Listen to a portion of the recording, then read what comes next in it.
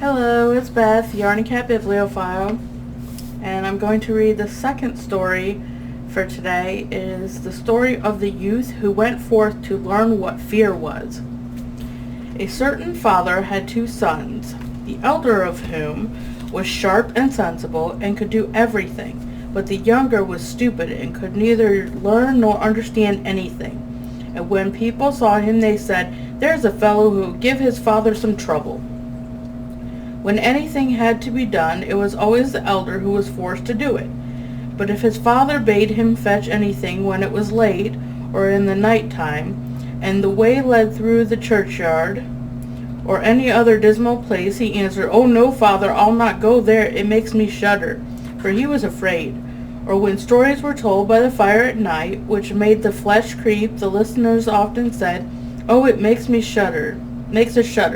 The younger sat in a corner and listened with the rest of them, and could not imagine what they could mean. They are always saying, "It makes me shudder, it makes me shudder." It does not make me shudder. Thought he, that too must be an art of which I understand nothing. Now it came to pass that his father said to him one day, "Hearken to me, thou fellow in the corner there. Thou art growing tall and strong, and thou too must learn something by which thou canst learn by living. Look how thy brother works, but thou dost not even earn thy salt." "Well, father," he replied, "I am quite willing to learn something indeed. If it could be managed, I should like to learn how to shudder. I don't understand that at all yet."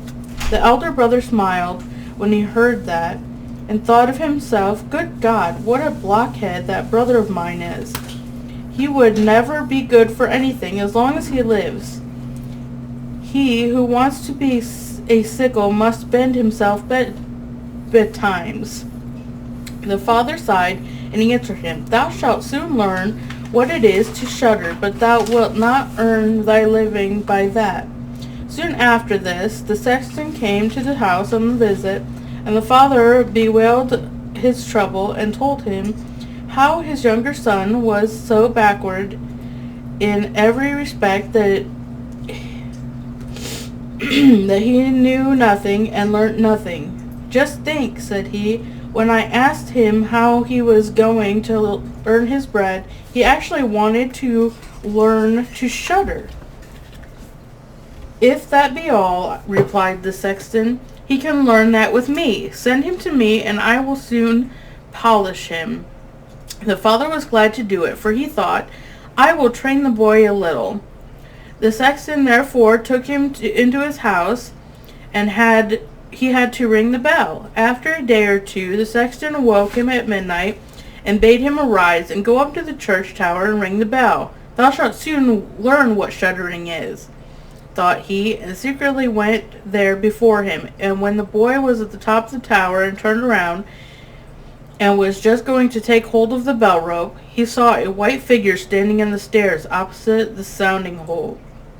"Who is there?" cried he, but the figure made no reply, and did not move or stir.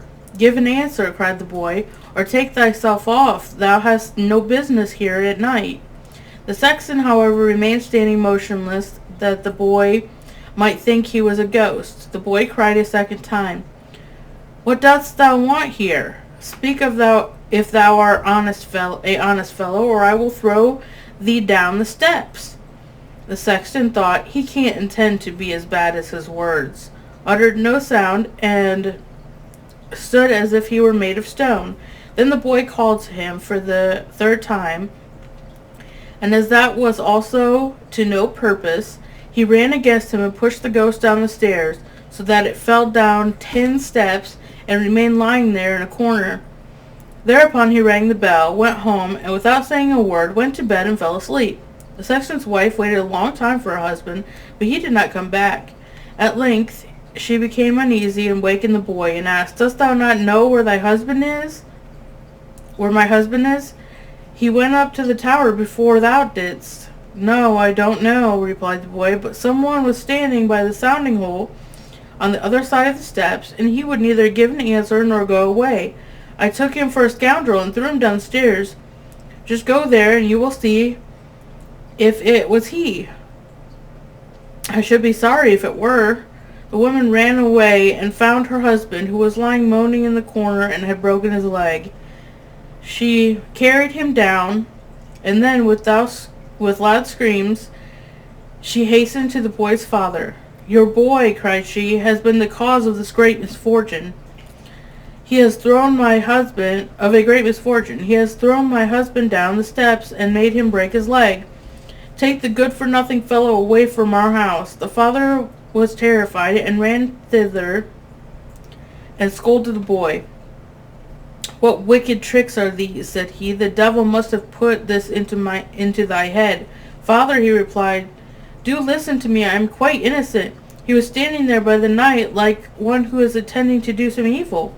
I did not know who it was, and I entreated him 3 times either to speak or to go away. Ah, said the father, I have nothing but unhappiness with thee. Go out of my sight. I will see thee no more. Yes, father, right willingly. Wait only until it is day. Then will I go forth and learn how to shudder, and then I shall, at any rate, understand one art which will support me. Learn what thou wilt, spake the father. It is all the same to me. Here are 50 thalers for thee. Take these and go into the wide world, and tell no one from whence thou comest and who is thy father, for I have reason to be ashamed of thee.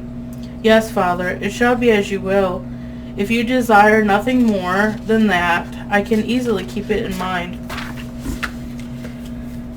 When day dawned, therefore, the boy put his 50 thalers into his pocket and went forth on the great hallway, and continually said to himself, If I could but shudder, if I could but shudder. Then a man approached, who heard his conversation with the youth was holding with himself, and then they all walked a little farther to where they could see the gallows. The man said to him, Look, there is the tree where 7 men have married the roper's daughter, and are now learning how to fly.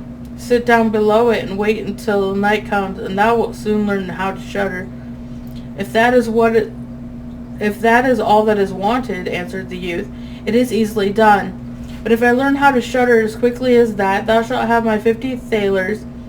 Just come back to me early in the morning. Then the youth went to the gallows and sat below it, and waited till evening came, and he was cold.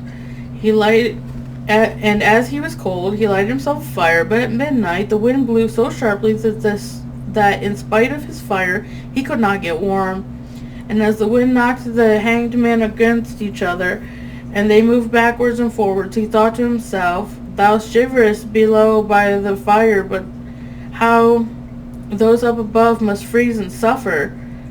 And as he felt pity for them, he raised the ladder and climbed up, unbound one of them after the other, and brought down all 7. Then he stirred the fire below and set them all around to warm themselves. But they sat there and did not stir, and the fire caught their clothes. And so he said, Take care, or I will hang you up again. The dead men, however, did not hear, but were quite silent, and let their rags go on burning. On this he grew angry and said, If you will not take care, I cannot help you. I will not be burnt with you. And he hung them up again, each in his turn. Then he sat down by his fire and fell asleep. The next morning the man came to him and wanted to have the 50 thalers, and said, Well, dost thou know how to shudder? No, he answered he. How was I to get to know? Those fellows up there did not open their mouths, and I were so stupid that they let the few old rags which they had on their bodies get burnt. Then the man saw that he would not carry away the 50 thalers that day, and went away saying, One of this kind has never come in my way before. The youth likewise went his way, and once more began to mutter to himself, Ah, if I could but shudder! Ah, if I could but shudder! A wagoner, who was striding behind him, heard that, and asked, Who art thou? I don't know, answered the youth. Then the wagoner asked, From whence comest thou? I know not. Who is thy father, that I may not tell thee? What is it that thou art always muttering between thy teeth? Ah, replied the youth, I do so wish I could shudder, but no one can teach me how to do it. Give up thy foolish chatter, said the wagoner. Come with me. I will see about a place for thee. And the youth went with the wagoner, and in the evening they arrived in an inn where they wished to pass the night. Then at the entrance of the room, the youth again said quietly, If I could but shudder, if I could but shudder. The host, who heard that, laughed and said, If it is your desire, there ought to be a good opportunity for you here. Ah, be silent, said the hostess. So many inquisitive persons have already lost their lives. It would be a pity and a shame if such beautiful eyes as these should ever see the daylight again. But the youth said, However difficult it may be, I will learn it, and for this purpose, indeed, I have journeyed forth. He let the host have no rest until the latter told him that not far from thence stood a haunted castle where anyone could very easily learn what shuddering was, if he would but watch in it for 3 nights. The king had promised that he who would venture should have his daughter to wife, and she was the most beautiful maiden the sun shone on. Great treasures likewise lay in the castle, which were guarded by evil spirits, and these treasures would then be freed. It would make a poor man rich enough. Already many men had gone to the castle, but as yet none had come out again. And then the youth went the next morning to the king and said, if he were allowed, he would watch the 3 nights in the enchanted castle. The king looked at him, and as the youth pleased him, he said, Thou mayest ask for 3 things to take to the castle with thee, but they must be things without life. Then he answered, Then I ask for a fire, a turning lathe, and a cutting board with a knife. The king had these things carried to the castle for him during the day.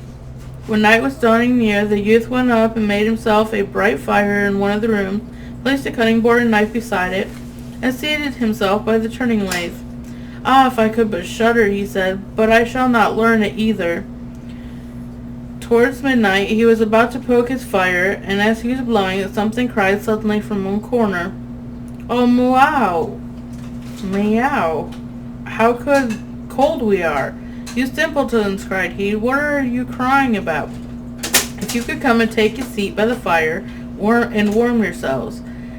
And when he had said that, 2 great black cats came with one tremendous leap and sat down on each side of him, and looked savagely at him with their fierce eyes. After a short time, when they had warmed themselves, they said, Comrade, shall we have a game at cards? Why not, he replied, but just show me your paws. And they stretched out their claws. Oh, said he, not long nails you have. Wait, I must first cut them a little for you. Thereupon he seized them by the throats, put them in the cutting board, and screwed their feet fast. I have looked at your fingers, said he, and my fancy for card playing has gone. And he struck them dead and threw them out into the water. But when he had made away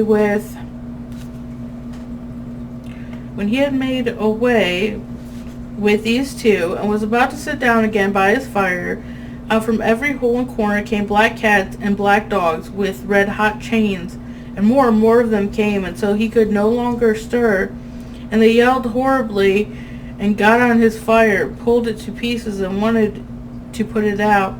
He watched them for a while quietly, but at last, when they were going too far, he seized his cutting knife and cried, Away with ye, vermin!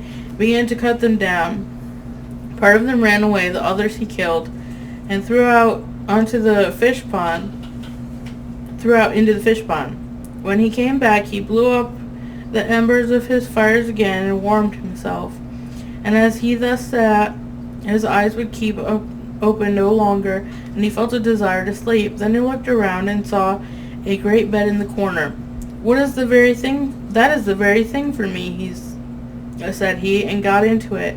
Then he was just going to shut his eyes, however, the bed began to move of its own accord, and went over the whole went over the whole of the castle. That's right, said he, but go faster. Then the bed rolled on as if 6 horses were harnessed to it, and up and down over thresholds and steps. But suddenly, hop, hop, hop, it turned over upside down and lay on him like a mountain. But he threw quilts and pillows up in the air and got out and said, "No, anyone who likes may drive," and lay down by his fire and slept till it was day. In the morning the king came. When he saw him laying there on the ground, he thought the spirits had killed him, and he was dead. Then said he, "After all, it is a pity. He is a handsome man." The youth heard it, got up, and said, "It has not come to that yet." Then the king was astonished, but very glad, and asked how he had fared. "Very well indeed," answered he. "One night is over. The 2 others will get over likewise." Then he went to the innkeeper, who opened his eyes very wide, and said, "I never expected to see thee alive again. Hast thou learned how to shudder yet?" "No," said he, "is it all in vain? If someone would but tell me." The second night he again went up into the old castle, sat down by the fire, and once more began his old song, "If I could but shudder." Then midnight came, an uproar and noise of tumbling about was heard. At first it was low, but it grew louder and louder. Then it was quiet for a while, and at length, with a loud scream, half a man came down the chimney and fell before him. "Hello," cried he, "another half belongs to this. This is too little. This too little." Then the uproar began again. There was a roaring and howling, and the other half fell down likewise. "Wait," said he, "I will just blow up the fire a little for thee." When he had done that and looked around again, 2 pieces were joined together, and a frightful man was sitting in his place. That is no part of our bargain," said the youth. "The bench is mine." The man wanted to push him away. The youth, however, would not allow that, but thrust him off with all his strength, and seated himself again in his own place. Then still more men fell down, and one after another they brought 9 dead men's legs and 2 skulls, and set them up and played a 9 pins with them. The youth also wanted to play, and said, "Hark you, can I join you?" "Yes, if thou hast any money." "Money enough," replied he, "but your balls are not quite round." Then he took the skulls and put them in the lathe, and turned them till they were round. "There now, they will roll better," said he. "Hurrah, now it goes merrily." He played with them and lost some of his money, but when it struck 12, everything vanished from his sight. He lay down and quietly fell asleep. Next morning the king came to inquire after him. "How has it fared with thee this time?" "I have been playing at 9 pins," he answered, "and have lost a couple farthings." "Hast thou not shuddered then?" What?" "I have made merry. If I did but know what it was to shudder." The third night he sat down again on his bench and sat quietly. "If I could but shudder." When it grew late, 6 tall men came in and brought a coffin. Then said he, "Ha ha, that is certainly my little cousin, who only died a few days ago." And he beckoned with his finger and cried, "Come, little cousin, come." They placed the coffin on the ground, but he went to it and took the lid off, and the dead man lay therein. He felt his face, but it was cold as ice. "Stop," said he, I will warm thee a little."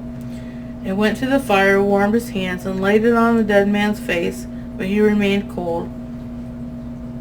And then he took him out, and sat down by the fire, and laid him on his breast, and rubbed his arms, that the blood might circulate again. As this also did no good, he thought of it to himself, When two people lie in bed together, they warm each other, and carried him to the bed, covered him over, and lay down by him. After the short time, the dead man came warm to him, and began to move. Then said the youth, See, little cousin, have I not warmed thee? The dead man, however, got up and cried, Now I will strangle thee. What? Said he.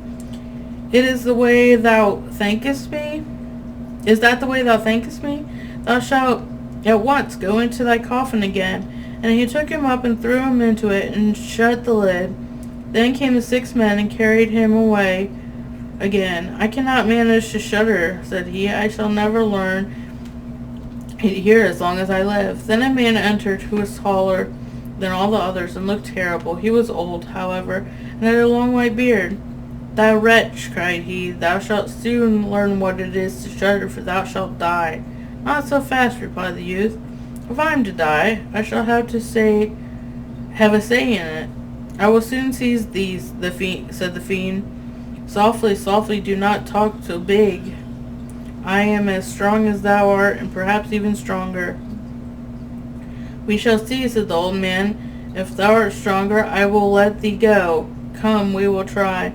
Then he led him by the dark passage to the smith's forge, took an axe, and with one blow struck the anvil to the ground. I can do that better still, said the youth, and went to the other anvil. The old man placed himself near and wanted to look on, and his white beard hung